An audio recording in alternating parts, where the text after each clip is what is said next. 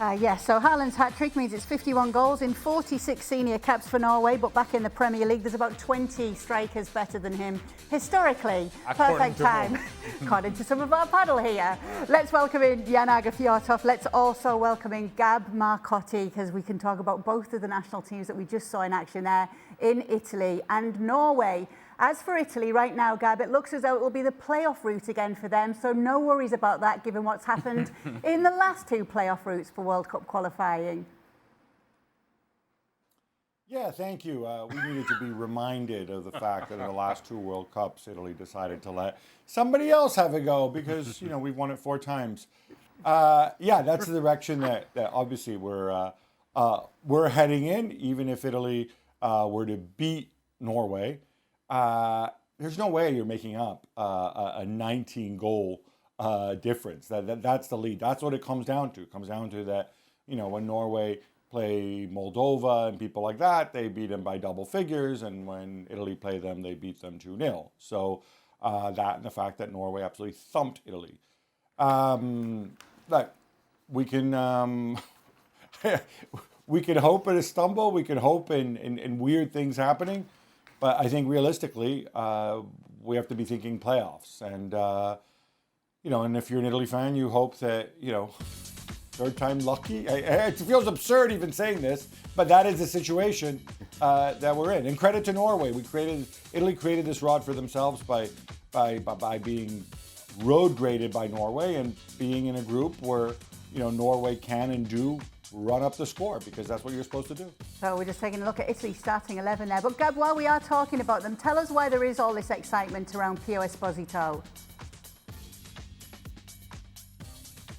There's a lot of excitement because obviously, he and his brother are both on Inter's books.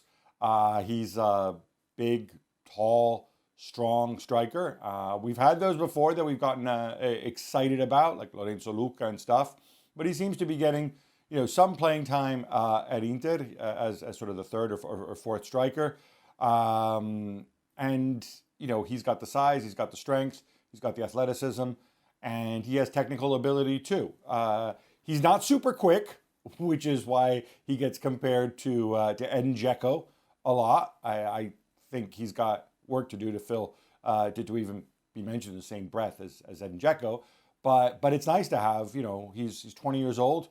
It's nice to have, a young, legitimate striking option, that's not Moise Kean and Matteo Retegui. I think when Ken went down early in that game, you think to some of the other strikers Italy has had to bring off the bench. And by the way, Italy's third striker, Raspadori, was already playing in this game because they were hoping to get a lot of goals. And it's nice to have somebody like Pio Esposito to rely on.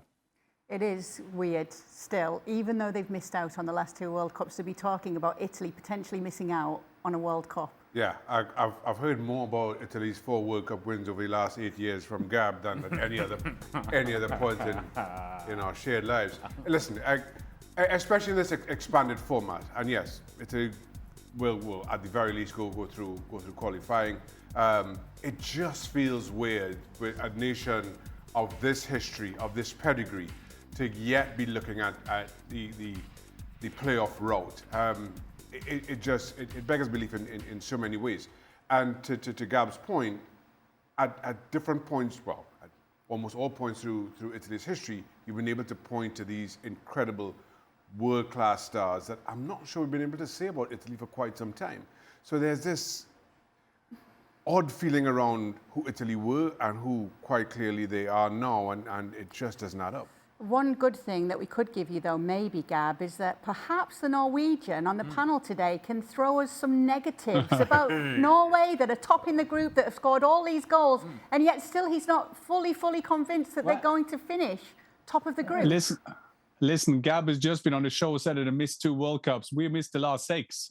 So you must understand and you must respect that here is sitting a guy who just been back from the stadium, celebrated with Norway, winning 5-0, and we're still happy that Italy just won at Estonia 3-1. Italy will be playing Israel, they will be playing Moldova, and then we meet in the last game. But it looks good for us. And the last 12 games, for Norway, we won 11 of them. And in that time, Erling Haaland has scored 20. As you were saying, Kay, 51 in 46 games. He has now 6 hat-tricks for Norway. This season, he got 21 goals in all competition. I upped the debate that we have this week. I said, not only is Erling Haaland the best striker in the world, right now, he is the best player in the world. And I take any of these people I talked to this week to that discussion anytime, any state, in any time period. No, it wasn't to any of this current panel, might I add. I know. I don't know why you're taking it out on us. This We very had nothing to do with conversation. it. And Jan did let loose on the show the other day. But Jan, let me ask you about Norway. If they're to go on and do it, you've got players like Erling Haaland and many more very talented players right now. Yes, they've not been to a World Cup since 1998. But let's talk about that. They get there, you think, OK, it's been a long time since they've been here. It's great just to be here. But with players of the quality that you guys have, what actually are the expectations if they do get there? Well, I think that what you were saying, I mean, we have some great players in some great positions now. Sometimes I think that we can compare ourselves with Croatia.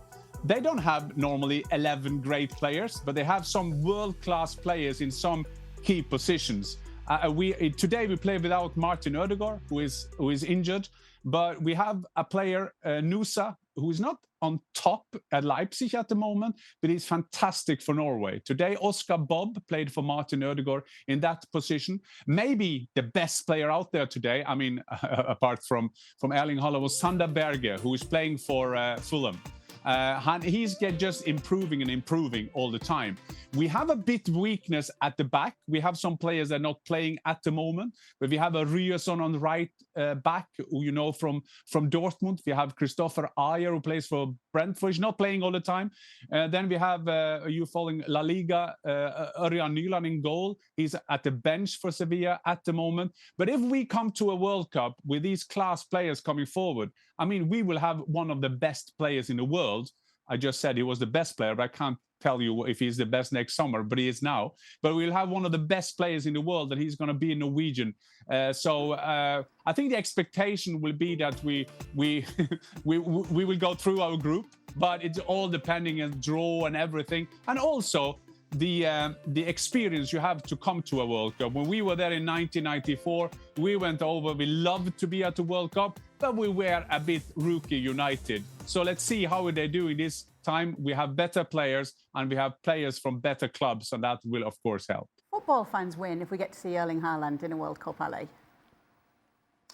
Well, look, We love to see the best players on the biggest stage, right? Yeah, I suppose that's what George Weah said over the course of his career, that didn't quite make it to a World Cup, and he was the best player of the world at one point or another. So yes, to your point, yes, we'd love to see Erling Haaland. I'd love to see Venezuela in a World Cup too, but it doesn't mean it's going to happen. You know how Gab was saying we just missed the last couple, and then Jan said we missed the last 6. We missed all of them! We've missed all of them. So I have zero sympathy for anybody. You win. Yes, we're winning something. We are winning in something. Miss Universe and this.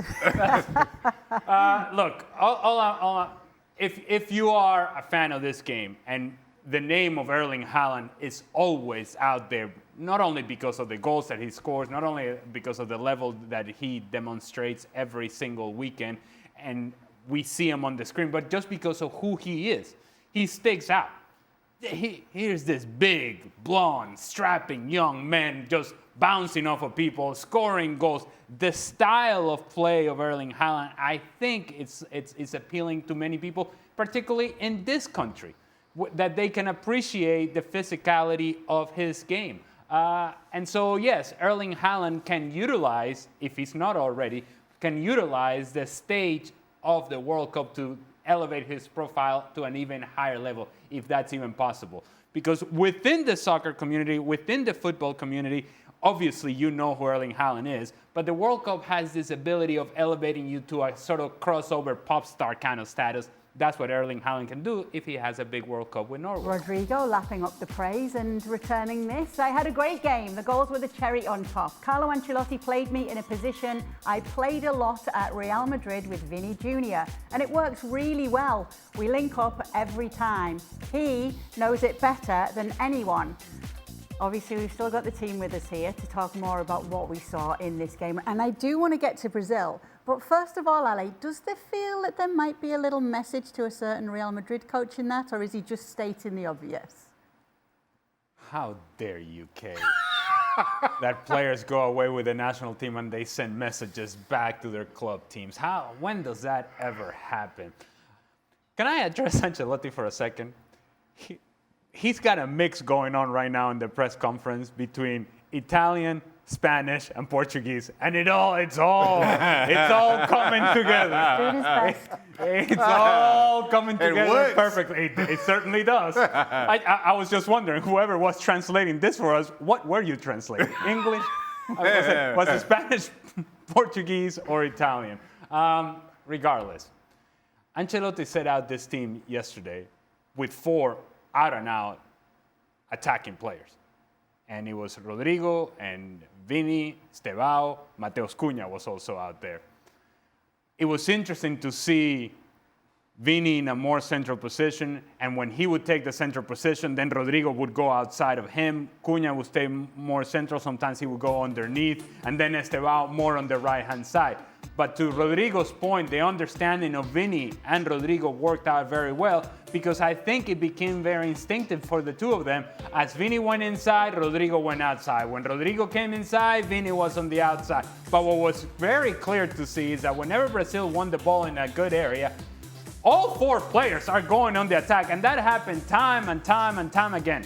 4 attacking players going at full speed, 4 very talented attacking players, 4 very game-changing sort of players, guys that on their own can defeat a defender in a 1v1 situation, but working off of each other, they become even stronger. So to Rodrygo's point, to Ancelotti's point, these attacking players, when they're able to work with each other, not against each other, not far away from each other, but utilizing each other's movement, they become far more difficult to defend against. And Vini taking a more central position makes it even more effective because now you have to address him and how he's going to affect the game. He became a passer, he became a dribbler, he became a finisher, playing in a central position, whereas Rodrygo had the freedom to roam everywhere he wanted to.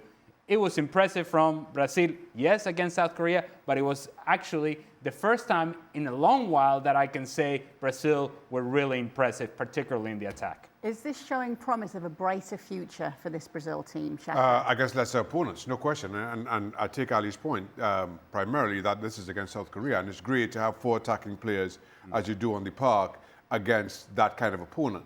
But against better opposition, you're relying on Bruno Guimaraes and Casemiro through the middle, or as those defensive shields to make up for any lost running in having that front 4. No, incredibly talented players, both of them. I'm not sure that Casemiro certainly has the legs to make up that much ground. So what can you get from that attacking 4 defensively from against a better opponent? Brazil won't be judged on the careers of this world. They will be judged as they go deeper in the World Cup competition and what you can get out of them. The odds for winning the World Cup next year in 2026 and how Brazil fare 7-1 as it stands right now behind Spain and France and level with England there. Yeah, and I wonder what you make of this and Brazil's chances here. What I make out of it, where is Norway? I mean, that's what the first thing I asked myself. The coach of it. You got to make it first, Jan. The coach of Israel just said in a press conference that Norway was the second best team in Europe now after Spain. Having said that, I think it's interesting to see Brazil at the moment with Ancelotti. You always know that there will be a new dynamic in the team. And to your point, did he send a signal back to Real Madrid? Of course he did. But it's also interesting to see Ancelotti when he gets his time. He is the best in the world to put people together, find a way to let him act together. And I mean, not talking so much about system or 4-2-3-1, just to find a way to play together. So I think in a longer perspective and a longer meaning 6-7 months, I think Ancelotti will have Brazil up there among the best. I don't think they will win the World Cup, but he will make them a lot better. Yeah, Gab, I won't ask you where Italy are when it comes to the odds right now, but what are your thoughts on Brazil being where they actually are with the odds makers? I think there's a lot of faith in Ancelotti. I think there's a lot of respect for Brazil's history, and he said it himself. He has a lot of solutions up front. Let's not forget there's other guys from João Pedro on down that he can call on. I think the really interesting dynamic between Rodrygo and Vinicius, and I think we all have to consider how punishing the season is. When you look at the group of players, certainly, Mateus Cunha doesn't have to worry about playing too many fixtures because obviously Manchester United don't play in Europe. If Vini and Rodrygo are going to be kind of sharing time, Rodrygo especially, not an automatic choice of Real Madrid, and he comes to the World Cup and he's fully fit and fully fresh, I think Ancelotti's not going to choose players on reputation. He's going to choose players on form, and I think that's good news for Estevao certainly, and potentially good news for Rodrygo. But I agree, in midfield also, big question. That's the one guy he's been loyal to, Casemiro. What condition will he be in once the World Cup rolls around? As for Spain, sorry, go on ahead. I was just going to say, there's zero chance, and I mean zero chance, that Brazil should be favorites above Argentina right now. Look, Brazil struggled through World Cup qualifying. They had some difficulties. I tell you how difficult the situation was for Brazil. They drew against Venezuela. Twice! Okay? You can't be doing that. No, you cannot be doing that and tell me that you're the favorites to win the World Cup. No, right? No, my point is that if we're going to sit here and say that Brazil will depend in that midfield of Casemiro and Bruno Guimaraes, and you look at the strength of the group of Argentina and how Argentina actually dominated World Cup qualifying and that whole campaign in the manner in which they did, Argentina should be higher in terms of the odds to win this World Cup. Brazil may have potential that maybe realize we actually know what Argentina looks like. Okay. Did someone want to come in there? No. Okay. I wanted to ask you about Spain because we didn't get a chance to speak much about Spain yesterday. Now that they've played today, when it comes to the World Cup next year, where do you have them? It's a similar conversation that we had about France yesterday regarding their game. Today's game with Spain, not much more than a training session, really. Honestly, they would get a whole lot more playing 11v11 and inter-squad within Spain than playing this game against Georgia. But I think what's actually more impressive about Spain is the team, not even the team that's on the bench, the team that is not available because of injury. The players that weren't even in the stadium weren't even close to this call-up because of their injuries. And you're talking about Nico Williams, and you're talking about players like Lamine Yamal, or you can go Fermín López, or Gavi, or Dani Olmo, and you can keep going down the line of players from Spain, and you're thinking they can actually be better than what they have been so far. I think Spain, much like France, they go into the World Cup at the very top of the very favorites to win the whole thing. My concern with Spain is sometimes in their willingness to play this expansive game, which I'm not going to criticize because it's much better than passing sideways and back and sideways and back, sideways and back, which goes nowhere. With Luis de la Fuente, they are more expansive, and sometimes managing leads late in games can be a problem for them because they don't really know how to defend a lead late unless they have the ball. And if you take the ball away from them, then defensively they have issues, just like they have issues in the goalkeeping position. Sorry, Shaq. But Unai Simon has a big mistake in him in a big moment. It doesn't get any much bigger than the World Cup. Those are my concerns, but it doesn't mean that they're not among the favorites and should be among the favorites going into the World Cup. Gab? Well, and if Unai Simon goes down, you've got Raya, you've got Robert Sanchez. There you go. No, I think, Ali, photographed it well. There may be a ton of talent, but yeah, that question for me still at the back, whether it's, you know, Robin Lenormand or Laporte or Vivian, you know, under pressure without the ball, you know, do they have that additional oomph? But I got to say, we are kind of like, and I say this from Italy's perspective, we are kind of like nitpicking, you know, some of the strongest teams in the world and seeing where they may have flaws. I don't have Spain as World Cup favorites, but they're, for me at least, they're right up there with the other ones. Yeah, do a great Don't job underestimate. nitpicking. Yeah, okay. I just want to say, just don't underestimate the culture of winning things, or culture of experience that they have, these teams. Because now we're up at the top. If you, for example, compare it to England, who can't win the championship, they need to win that championship. Spain and France will come there with the expectation that we just have done it in a modern time. They can see the way they're winning. I mean, that has always been the advantage for Brazil and Argentina, because they know they have done it so many times. And you get a feeling of this Spain team, whoever they're playing, I think I'll analyze that very good, but the broad squad that they're having with all the players they got out to the team. But there's still this thing that when they come to a championship, it's just like, we're going to win this. I mean, we're going to go for it, and we just believe it. And some of the other candidates that is always up there when we are doing the betting before the championship, they haven't done it. They don't have the experience the last tournaments to win it, and you just get that feeling by Spain. There's just a right to win it, and you saw that with Argentina when they came back after a big loss against Saudi Arabia. It's just that feeling that, okay, no, we're going to win this. And they believe it themselves, and not only the press like they do in England.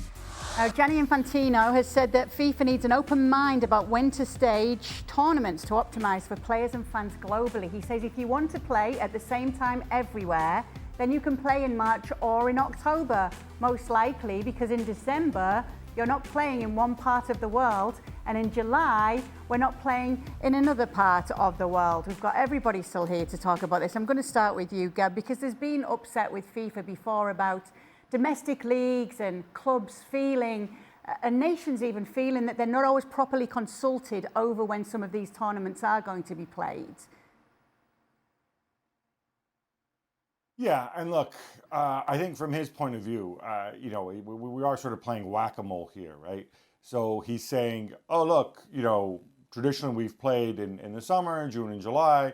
Y'all complained, we saw with the Club World Cup, about temperatures and weather and, you know, thunderstorms in the U.S. and obviously, well, Mexico and well, Canada, I suppose, will be milder. The fact is, if you want to play at an ideal time, well, anywhere in the world, it's March and October. And I'm not even sure about that. I don't know how much fun it is to be playing in Montreal or Boston, indeed, or Chicago or whatever in March. But I think his point is, on some level, we have to answer the question of what comes first: club football and the integrity of the leagues, or big FIFA competitions like the World Cup, like he hopes the Club World Cup will be as well. And do we put those in the best possible conditions? I think the answer for most of the world is no. The club game comes first. This is the grassroots. This is the lifeblood of the game. This is something that's been around way before the first World Cup in 1930. And so it's a non-starter. So I wouldn't get too bent out of shape over this. The risk, though, is that 211 voting nations in FIFA, and for many of them, domestically, the club game is far less important than the national team. That's not the case in Europe. Maybe that's not the case elsewhere, in some other places. But in a lot of places, that is the reality of it. So I think that's what's got people on edge. And, you know, now, oh, look, FIFA are going to move the World Cup to March and October. It's not going to happen. And there's many reasons why it won't happen. But I think what he's saying is true. Well, you know, the idea, and I'll throw this to all the ex-footballers we have here, there is an ideal time to play football around the world. It probably is, you know, late March, maybe April, maybe October. You know, that is optimal, but that belongs to the club game. Do we need an open mind? We've seen the Winter World Cup now by this point, Shaka. So for me, that's kind of the point that Infantino is making, that there has to be some flexibility in domestic calendars that you can play in the summer months. If the host nation, the summer months, the summer months here in the US, if that time of year is best for them, or if, as we saw in 2022, when you want to play the Middle East, you want to play in Australia, the months of November, December, January might be more ideal. And I am all for the World Cup being hosted in different parts of the world. They're different. It's a little bit more nuanced. My thoughts about that are a little bit more nuanced and just everybody has a right to it. And as a result, you play in what are the best conditions for that host nation, whatever that host nation is. I don't understand this March, October thing unless we just kind of deciding we're going to have it 1 month every 4 years. No, have that flexibility. You're talking about being open-minded, but then have that flexibility to play it June, July, August, or November, December, January, and have the domestic calendars give them enough warning that they can plan around that. You're laughing at it. Go on, Jan. No, I'm just thinking, let's not turn into a weather channel. The Football World Cup is not a weather channel, when is the best sun and the best temperature and something. This is the Football World Cup, one of the best brands in the world. And to Gab's point, 100% with him. I mean, Infantino loves to bring out stories like this, but this is also a power battle. I mean, the clubs, very, very powerful. The leagues, very, very powerful. So he knows what he's doing here. But let's not turn this into, oh yeah, I would love to have it in the morning, and us Europeans say, oh, we can't watch football in the middle of the night, and other parts of the world would say the same. I mean, this is the Football Club World Cup, and the football, the World Cup need to find their space in the calendar as well. Yes, I see your point, Shaka, that you can give them some time, but I mean, a normal footballer, they're different around the world, what they see, but I'm so afraid of the World Cup to don't fix something that don't need to be fixed. I mean, there's so many bright ideas. And what you see now, the Premier League will say, hey, listen, Premier League, can you stop for 2 months? Yeah, right. They will do that. Yeah, absolutely, Fantino. Well, great proposal. Yeah, and to Jan's point, fixing something that doesn't need to be fixed. Honestly, unless we're talking about the extreme temperatures in the Middle East, in Qatar, that sort of warrants the idea of playing a Winter World Cup instead of the regular Summer World Cup, I didn't know that there was an issue with the June-July period of time to play the World Cup. And mind you, this is a problem that you bring to yourself because you're choosing to play this World Cup in Qatar or Saudi Arabia or wherever it may be. Those are problems that you're creating for yourself. And why are you creating those problems for yourself? Oh, I wonder. Wait. Oh, money! So, look, I don't think that June, July should be a problem unless you make it a problem.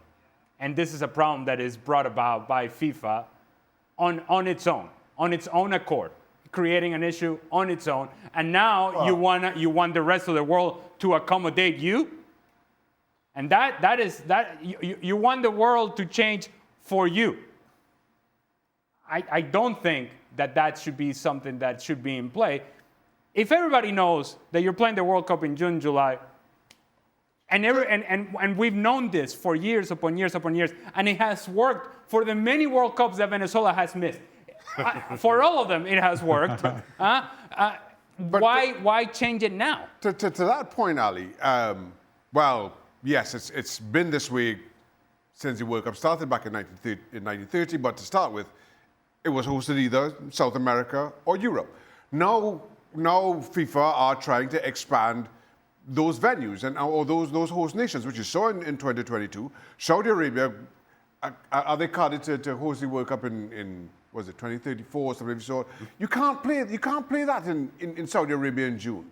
And I just said, if it is extreme temperatures like that, you can do the Winter World Cup. Otherwise, I think that's the point he's trying to make here. And while a lot of the focus is on the Men's World Cup, so let's say, I think there's an added conversation around the Women's World Cup, around the Club World Cup, similarly, that they can move those competitions from those June, July months to November, December, January. I think there's a broader conversation that needs to be had, because while FIFA are expanding those tournaments, and we've had our say on that, there are more and more nations who have extreme temperatures in June and July who also want to host some of those tournaments, not just the Men's World Cup. I think there's a far bigger offering here that Infantino's addressing. But they've shown, fair enough, Shaka. I like the way you're talking about that. Yeah, I think the whole world should be able to have it. But the thing is, what we're discussing now, we found a way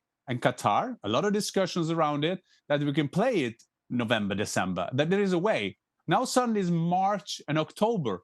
That is in the middle of every league, of the top leagues. I mean, in November, December, you can find a way, because in Germany they have the time off. Only England don't have time off, and they found it at Qatar. And now suddenly March, October, where did that come from? That's what I mean, is Weather Channel. I think the March-October thing is a little bit of a throwaway, a little bit of a red herring, in him saying that these are the only months that you can have a tournament anywhere in the world without it being extreme temperatures. Not to suggest that he's saying, yeah, let's change our calendars to have it either in March and October. Yeah. He's just saying that this is the only time we can have it, which is no good for anybody. So therefore, we have to focus on those, again, June, July, November, December months. Last point, Gab. Yeah, no, I think that's exactly what Shaka said, but also I think it's not that deep. There's an elephant in the room, which is that you're having a World Cup in Mexico, the US, and Canada.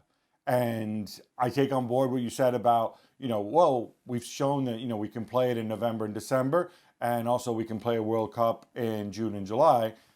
His argument is that, I don't want to put words in his mouth, but if you're going to have it in North America, you can't do either one without people moaning and complaining about the humidity and whatever. Because if you do it in the summer, you'll have an issue.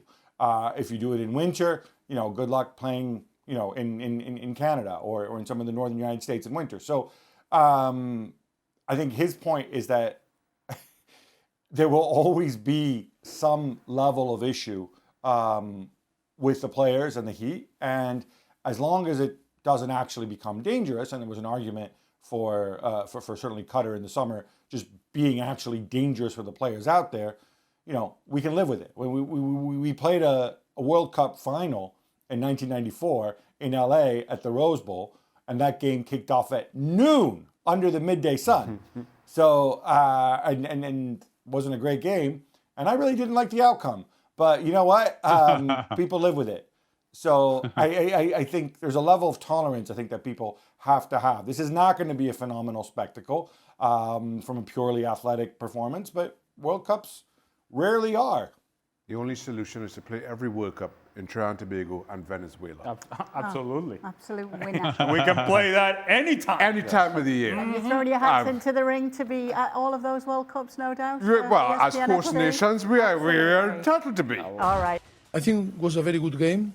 I really enjoyed the game, despite that we concede in the only chance that we conceded in the first half. I think the team was the performance was very, very serious performance, very professional, and I think we need to improve in some details. But I think that is the way that in the way that we want to compete and in the way that we want to show our performance and in the way that I think our fans are happy, that to show that passion and compete in the way that we compete today. That is the way. And so 1-1 this game would finish. Obviously friendly action, goals from Enner Valencia and Folarin Balogun. Our Football America team were very complimentary about the US's performance. In fact, this is what they had to say about it. Thanks, Kay. And I'm over here hanging out with Herc and Casey. And let me tell you, for the first time in a long time after a U.S. men's national team game, I'm actually feeling some positive, satisfied vibes. That's something that we haven't gotten to say often. Casey, I'm going to start with you because we expected Ecuador to be quite the test for the U.S. men's national team and Mauricio Pochettino. Yes, they were without some big names like Moises Caicedo. But overall, your thoughts on the performance? Yeah, I was very pleased with the performance. I think first and foremost, it started with the effort and the attitude. I mean, we saw from minute one that they were going to compete against a very good Ecuadorian side. Yeah, Ecuador started the game strong, I thought, and kind of pinned the U.S. in a little bit, but they didn't panic. They didn't try to overplay. They played direct when they needed to. But then when they kind of settled into the game, what I really like seeing is they were organized defensively, but they also had an outlet. They had Balogun was a threat in behind. You mentioned a very good Ecuadorian team that I think in World Cup qualifying in CONMEBOL only conceded 5 goals in 18 matches. So you were a threat offensively, organized defensively. I thought in the midfield they did a great job of being able to break the pressure at times through the midfield, but then also were able to do it direct. So I thought it was the first time in kind of the Mauricio Pochettino tenure that I really thought, okay, this is something to build off of. This is a foundation. Did it help having Balogun? Of course. Did it help having Weston McKennie and Tillman, who really seems to be figuring out his role with the national team? Weah was maybe a little more defensive, but that's okay. You're playing against a good team. And then in the end, they got the goal. Maybe a hint of offside, but take nothing away. It was a good overall performance from the U.S. Well, Casey says good overall performance, Herc, but would you say this was the best performance we've seen from the U.S. under Pochettino? By far. And you can say it's because the bar was set so low. That's where the U.S. men's national team was under Mauricio Pochettino. But even my beacon of positivity, Alejandro, could attest to, this team played very well. Yeah. And I understand what we're saying. No Moises Caicedo, no Hincapié. But there's still a team that was second in World Cup qualifying in South America that gave up, as Kay said, 5 goals in 18 matches, 1 goal in the last 10 matches, coming off 5 straight clean sheets, a very good defensive team, and the best team on the night was the U.S. men's national team. The team that asked more questions was the U.S. men's national team. Followed Balogun, my man of the match. If it wasn't, Case, I'm sure you would attest to, Galíndez would be the man of the match. The goalkeeper for Ecuador would be the man of the match. Now, I love the spirit and the fight and all these things we want to throw around because I've said it before, previous generations were all about that, and this generation maybe lacked that. But finally, tactical nuance. Finally, we saw good play. Fowler Balogun was a man amongst boys, how he was combining and his hold-up play and how dangerous he was. I was very happy and pleased he got his goal because I think it was a good reward. The defensive midfielder duo of Tasman and at times Aiden Morris, very good. The line of 5 with the center backs, how good they were. A lot of positive things. But you knew there was one player on the field can hurt you in one specific type of way if it was Ecuador, and you were naive about that moment. A learning moment for sure. Valencia's goal. Yes.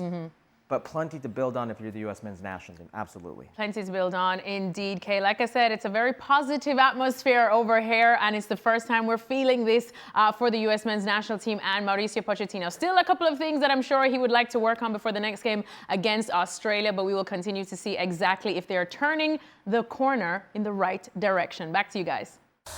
Thanks so much, Alexis. I can't tell whether you were catching strays then or praise. Was that a compliment? It didn't sound like a It's all compliment. how you take it. It's all in right. how. Well, because I am a Americas. beacon of positivity, There I'll you take go. it in a very There you positive go. A manner. lot more from these three available. It's streaming now on ESPN. Where are Plus, you, the Shaq? latest edition. No, not there. Football Why not? Americas. Because he's here with us, Alex. There you And go. there's no Thank place you, we'd hey. rather have him. Dr. It's good to Dr. We Shaq. are using this very This, loosely. this was brought up kinda like yesterday. that, you know? Yep. The feeling is he's going to be okay, apparently. The doctor Well, says as much. The doctor says The as doctor much right now. concurs. Anyway. Is the doctor talking in a third person That's now? right. That's how doctors speak. Do you In use third wait a person. minute. When you're diagnosing somebody, do you use your algorithm for that? There has been a report out that he could be back with the team, the Real Madrid team, that is, this week. Yes. See, the doctor has spoken. That's your Back in breakdown. action. Dr. Shaq. Dr. Shaq. Thank you so much. Obviously, the last thing Xabi Alonso will want is Mbappe to be injured, though, Ali. Oh, you still want to talk about this? I'm not calling you Dr. Valley. He's been absolutely flying for Real Madrid. The disrespect about my MD. Look, he was carrying this injury before he went to France. In the last game with Real Madrid, given that his performances have been as good as they have, he received a knock, had to come off the field. There were questions as to whether he was going to go to France. He goes to France, scores a goal, they win the game, and then late is like, I think I've done enough here. If you're injured, like fully injured, where the doctor cannot help you, not even this doctor, Dr. Shack. not even Dr. Shack, right? You're not so effusive about you're down on the ground, you're not even moving. So I may not be a doctor like Dr. Shack, but I can tell you from a distance, from afar, this would be a niggle. This would be a knock, if you will, Yes. but nothing more than that. And he is being precautionary. Never mind Real Madrid or France. Kylian Mbappe is being precautionary. Yes, and just keep an eye on Shaka's social media feed if you'd like any updates It's a on contusion. Mbappe's Doctor injury. speak. For the contusion that he's got. And whether that contusion, we'll that's keep the him out of Real Madrid. That's what makes you Dr. Shack. Against Getafe, coming off once the action returns in La Liga. Barcelona will be taking on Girona on October 18th as well. All of these games available on ESPN+. Welcome into the latest edition of Extra Time with Ale and Shaka and Jan Agafiosov joining us as well. Questions are in. I think Jan's in somewhere. Maybe.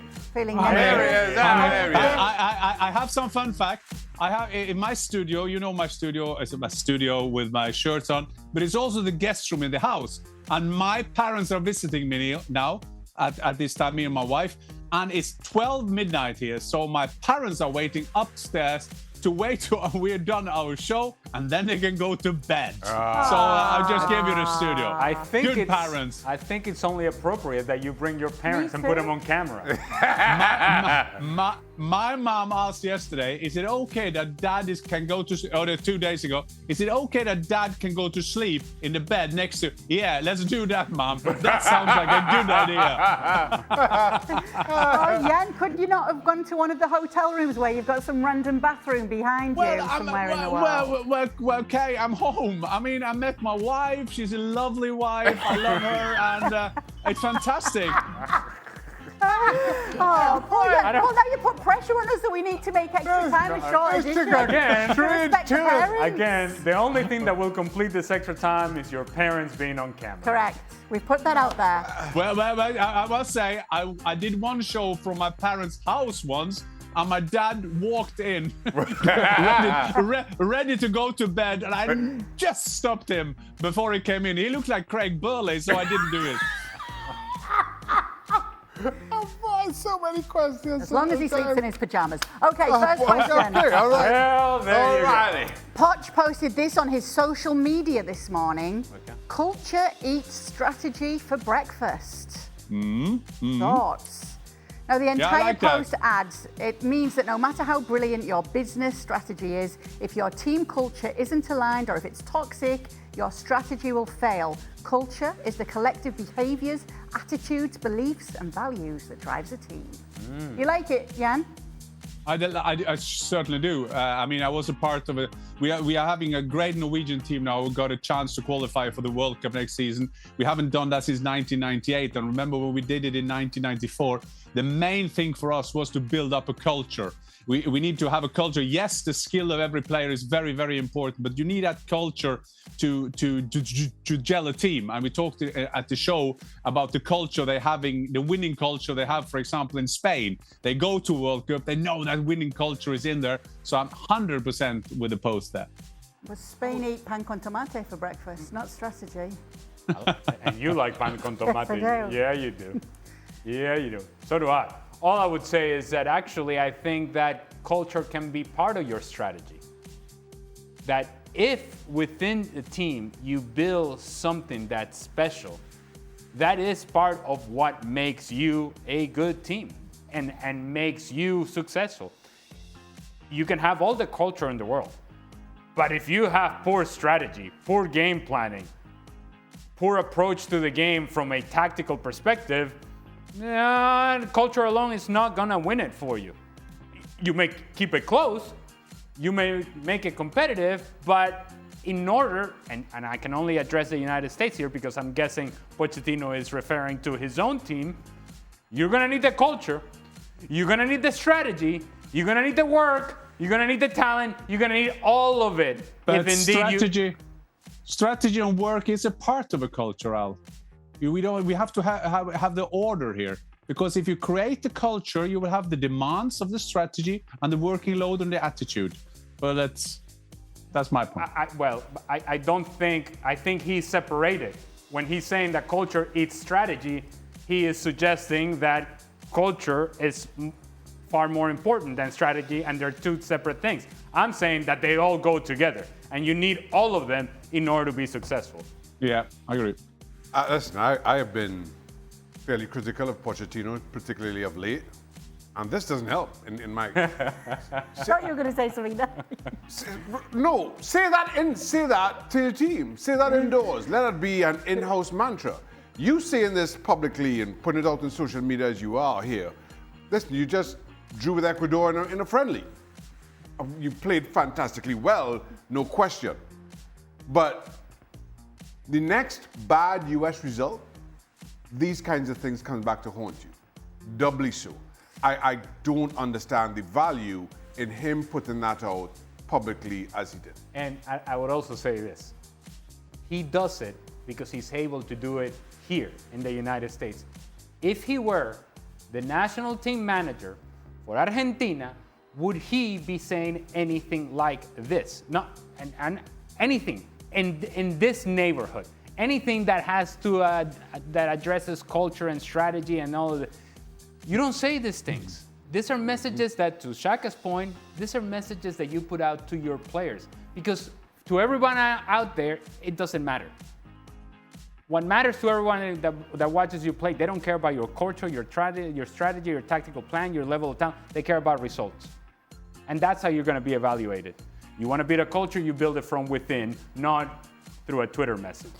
All right. I'm sorry about the bad news, because I didn't follow the Ecuador-USA game, and I'm on the other part of the world right now. But how fantastic could USA be against Ecuador?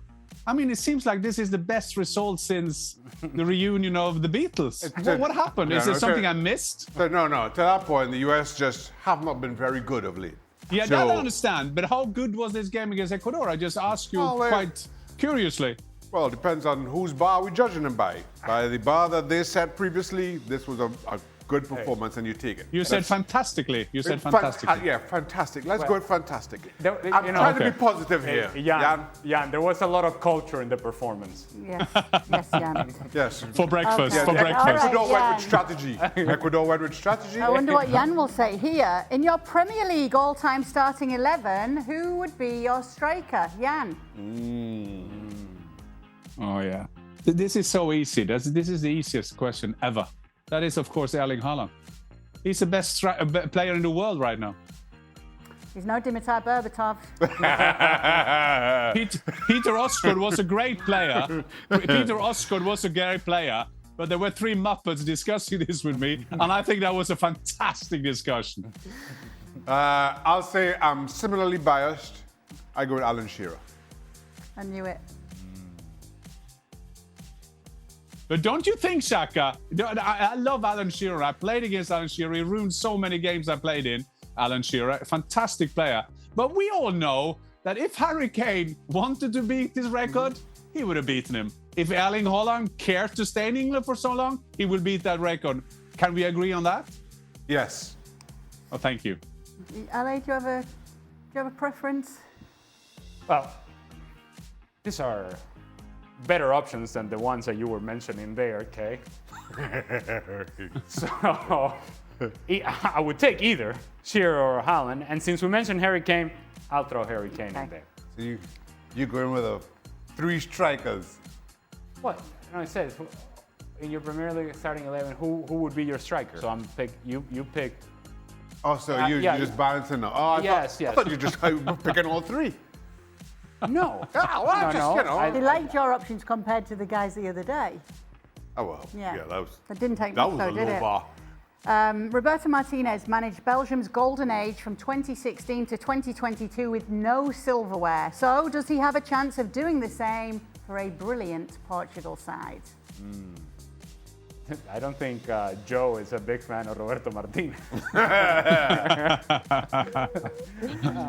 Would you bet against it, Jan?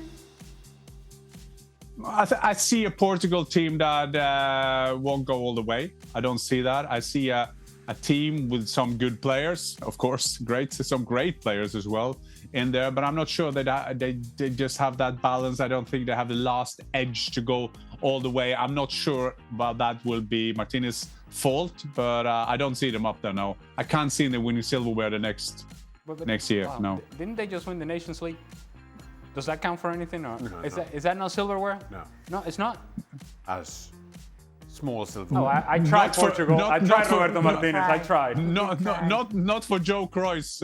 Not for Joe Cruyff. We went for big silver. You know who else tried in Portuguese? Carlo Ancelotti. Yes. Yeah, did a great job. It's All right. Spanish, Italian. Jan, why is it that a team like Norway can be successful with a world-class attack and mediocre defence, while Sweden, which has the same makeup in Gyökeres, Isak and Elanga, is failing miserably? Oh, I love that question. It could come from me. I mean, fantastic. I mean, the world need to know that Norway and Sweden are so fighting out who got the best players and who got the best teams. Yes, they have a great team there, but there's a crisis in the club, in the country now. It could be that the Dane, John Dahl Tomasson, he'll be fired. I mean, they were terrible against Switzerland. I went home from the stadium with my neighbor and we discussed football, and he is a Swede. Thank you. And that was fantastic. For now, we won the last 11 of the last 12 games. We won 11, and Sweden are failing miserable. So I don't care. Let's just let be miserable. Is he happiest I've ever seen, Jan? Is the happiest I've ever seen, Jan? Come on, Norway. He definitely is the one writing in. Upon review football is Jan. Definitely. A question for Shaka. What? Is there a better hat-trick of Penno saves in football than Kelleher's last 3 for club and country against Mbappe, Bruno and now Cristiano Ronaldo? That is Not pretty bad, impressive. is it? On the spin, now, I'm not sure you're going to face 3 better penalty takers on the spin to start with. So to save all 3 and save against Ronaldo was absolutely fantastic. I say that because I can't remember the other 2. I was about to say Shaka. Recency bias. It's a long time ago. I was about to say Shaka. You were answering that question as if you had clarity in terms of when the save have happened, what the games were. You've done your research. You felt strongly about it. But not quite. No. We won't let you then. None of the above. Oh, here we go. Ali might have something to say about this, even though it's for you, Jan. Okay. Jan, I just read a report saying Liverpool have held initial talks to sign Nico Schlotterbeck from Dortmund. What can you tell us about him, and would he fit in this Liverpool backline?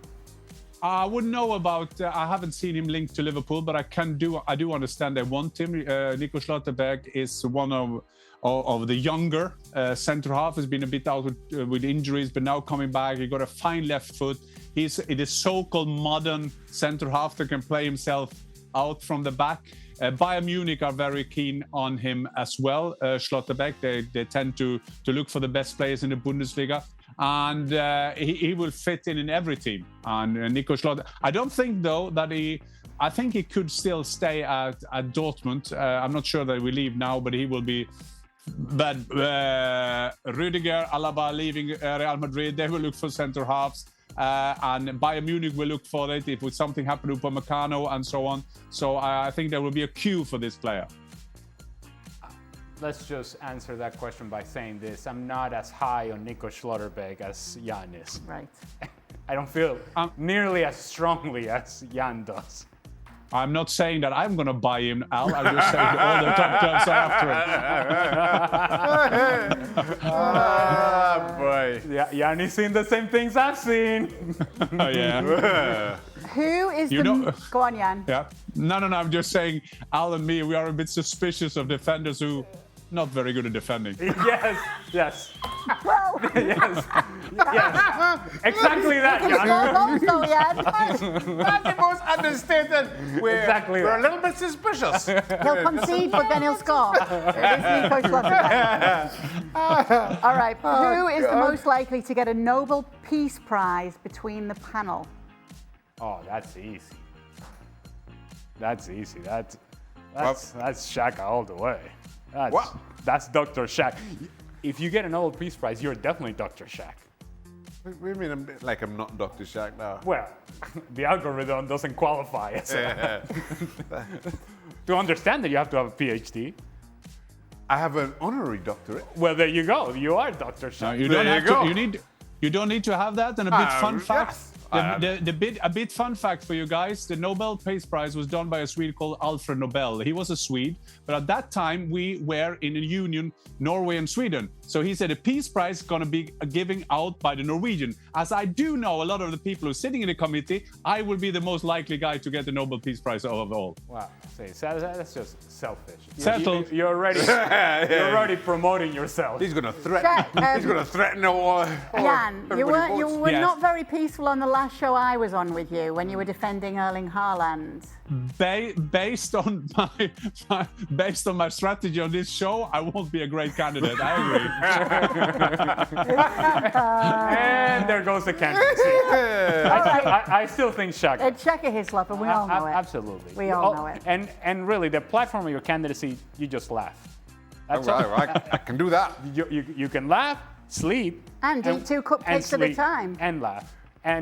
And yes, what can you do for the world? You can eat cupcakes better than anybody else. Yeah, so Culture Shaka. and strategy and all that. Shaka is a great candidate and Before very we go, likely Jan, to are your get the parents prize. coming or are we saying good night? Yeah, the parents coming. My wife is sleeping just above us, so she will terribly be angry at me because I've been so loud.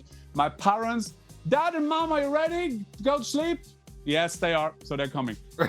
Well, can we see them? Oh. Pop, now you can't see. It's the Nobel Peace Prize on the line, Jan. Yeah, that's a great show on ESPN. Show your parents, go to bed.